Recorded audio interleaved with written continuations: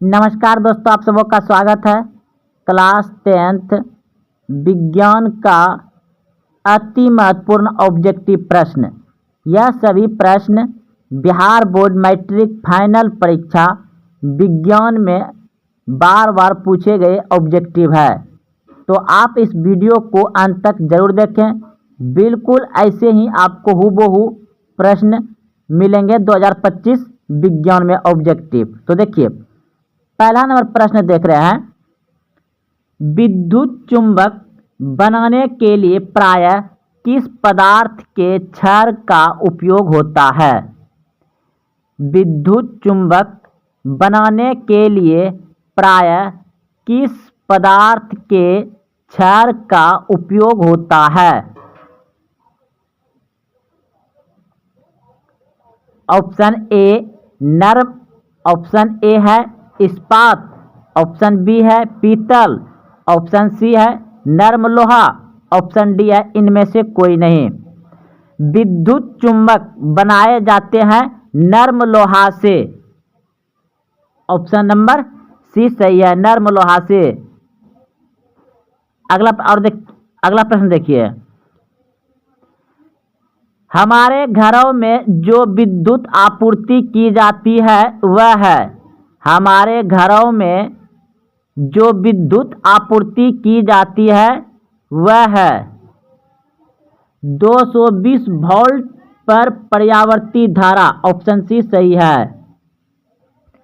220 volt पर प्रत्यावर्ती धारा होती है। देखिए अगला प्रश्न।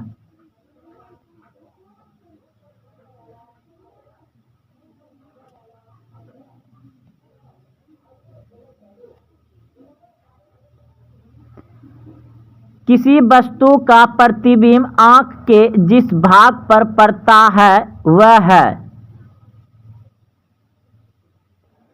किसी वस्तु का प्रतिबिंब आँख के जिस भाग पर पड़ता है वह है कॉर्निया, रेटिना, पुतली, आइरिस।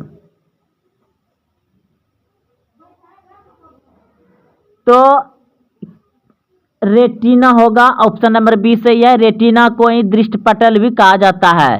किसी वस्तु का प्रतिबिंब आँख के जिस भाग पर पड़ता है वह है रेटिना, यानी मनुष्य के शरीर में आँख में जो प्रतिबिंब बनता है वस्तु का वह रेटिना पर बनता है, या बोलिएगा इसी रेटिना का नाम ही है दृष्टिपटल। अगला प्रश्न देखिए। एक स्वस्थ आँख के दूर बिंदु होता है। एक स्वस्थ आँख के दूर बिंदु होता है।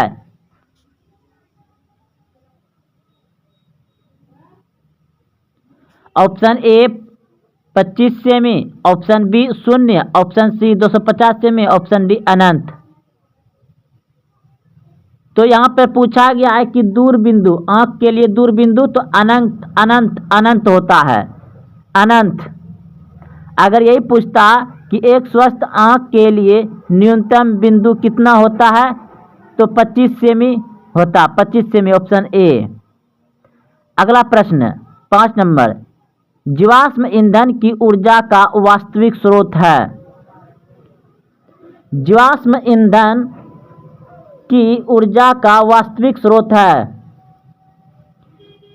नाभिकीय संलयन, ऑप्शन बी चंद्रमा, ऑप्शन सी सूर्य, ऑप्शन डी इनमें से कोई नहीं। जीवाश्म ईंधन की ऊर्जा का वास्तविक स्रोत है तो ऑप्शन नंबर डी हो जाएगा, इनमें से कोई नहीं। अगर पूछता कि पृथ्वी पर अंतिम ऊर्जा स्रोत क्या है तो सूर्य।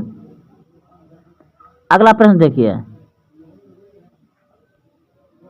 विद्युत चुंबकीय प्रेरणा की खोज किसने की थी? विद्युत चुंबकीय प्रेरणा की खोज किसने की थी?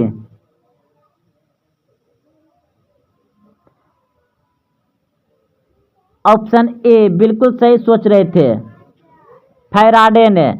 विद्युत चुंबकीय प्रेरक की खोज किसने की थी? फैराडे।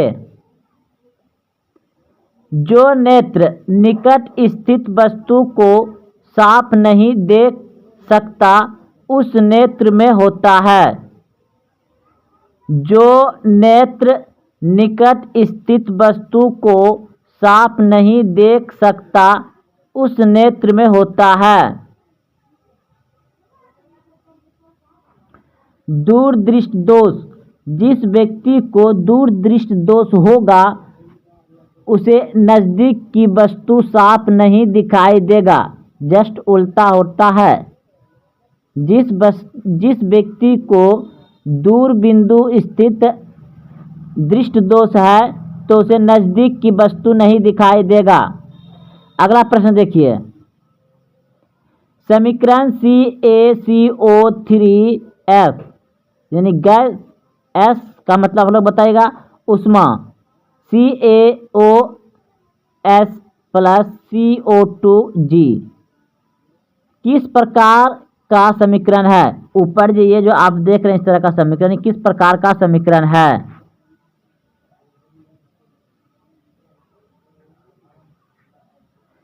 वियोजन। ऑप्शन नंबर ए सही है, वियोजन। अगला प्रश्न देखिए, साग सब्जियों को विघटित होकर कंपोस्ट बनाने की विधि अभिक्रिया का उदाहरण है। साग सब्जियों को विघटित होकर कंपोस्ट बनाना किस अभिक्रिया का उदाहरण है? तो ऑप्शन नंबर बी बिल्कुल सही है, ऊष्माक्षेपी। निम्नलिखित में कौन विजातीय यौगिक है? निम्नलिखित में से कौन विजातीय यौगिक है? प्लास्टर ऑफ पेरिस विजातीय यौगिक है, plaster of Paris. Option D सही है। निम्नलिखित में से pH का कौन सा मान क्षारक विलयन का मान देता है? तो 13। ऑप्शन नंबर डी सही है, क्योंकि क्षारक का pH मान 7 से अधिक होता है और उदासीन विलयन का pH मान 7 के बराबर होता है और अम्ल का pH मान 7 से कम होता है और क्षार का होता है 7 से अधिक। अगला प्रश्न देखिए, कौन सा अधातु कमरे के ताप पर द्रव होता है? कौन सा अधातु कमरे के ताप पर द्रव होता है? तो ऑप्शन नंबर हो जाएगा ए, बिल्कुल सही है, ब्रोमीन। अगर सिर्फ पूछता कि कौन सा धातु, ओ धातु नहीं पूछता, कौन सा धातु कमरे के ताप पर द्रव होता है तो पारा होता ऑप्शन बी। लेकिन यहाँ पूछा गया है ओ धातु कमरे के ताप पर कौन द्रव में होता, तो ब्रोमीन हो जाएगा। ऑप्शन नंबर ए सही है। अगला प्रश्न देखिए, सीसा और टीन की मिश्र धातु को कहते हैं? सीसा और टीन की मिश्र धातु को कहते हैं सोल्डर। ऑप्शन नंबर ए सही है, सोल्डर। ऑक्सीजन के दो परमाणुओं के बीच कितने अवबंधन पाए जाते हैं?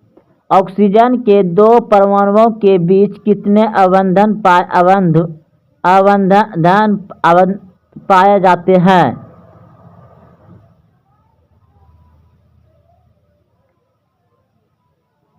ऑप्शन बी बिल्कुल सही है, 2।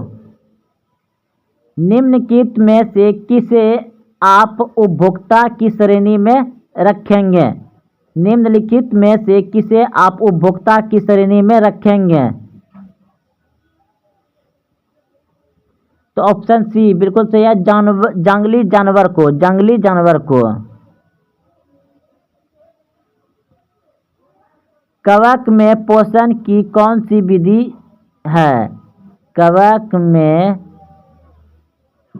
में पोषण की कौन सी विधि है? तो मृतजीवी। ऑप्शन नंबर बी सही है, मृतजीवी। मुकुलन द्वारा प्रजनन किसमें होता है? मुकुलन द्वारा प्रजनन किसमें होता है? ऑप्शन नंबर बी बिल्कुल सही है, यशिष्ट। मानव में डायलिसिस थैली है, मानव में डायलिसिस थैली है, नेफ्रॉन। ऑप्शन नंबर ए सही है, नेफ्रॉन। पुष्पी पौधे में लैंगिक जनन किसके द्वारा होता है?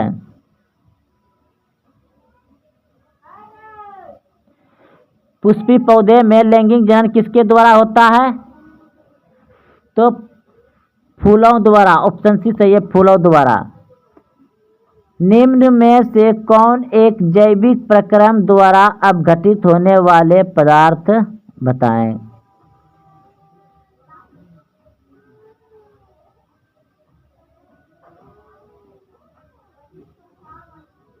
तो इस प्रश्न का उत्तर हो जाएगा सूखे घास पत्ते। निम्न में से कौन एक जैविक प्रक्रम द्वारा अपघटित होने वाला पदार्थ है? सूखे घास पत्ते, सूखे घास पत्ते। तो दोस्तों अगर आप देखते हुए यहाँ तक आए हैं तो बताइए कि आप पहले से कितने प्रश्न का उत्तर सही से जान रहे थे, और कमेंट करें, लाइक करें, अपने दोस्तों में शेयर करें। तो फिर मिलते हैं अगले वीडियो में। जय हिंद।